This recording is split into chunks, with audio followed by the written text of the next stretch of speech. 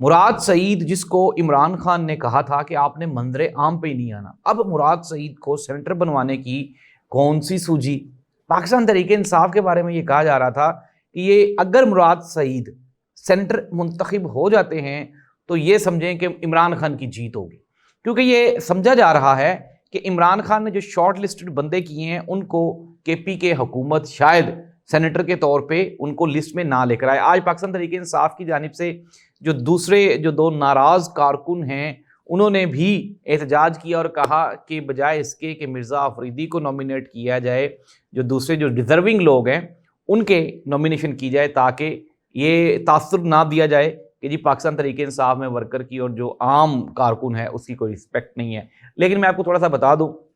عمران خان کی جانب سے مرزا آفریدی کا نام آیا ہے، اس پہ کوئی دو رائے نہیں ہے۔ اب سے چند لمحات پہلے تک علی امین گنڈا پور، سلمان اکرم راجہ، خرم ذیشان اور جو دوسرے ناراض کارکنان ہیں کے پی ہاؤس میں ان کے ساتھ ملاقات جاری ہے اور ان کو کنونس کر لیا جائے گا کہ مستقبل قریب میں ان دوستوں کو کہیں نہ کہیں اور انگیج کر دیا جائے گا۔ اور ساتھ ہی ساتھ میں آپ کو یہ بھی بتا دوں کہ اس وقت جو پی ٹی آئی کا عام کارکن ہے نا اور عام ووٹر اور سپورٹر ہے، وہ ڈٹرمن ہے، وہ کہتا ہے عمران خان کے ساتھ کھڑے۔ ناظرین، گزشتہ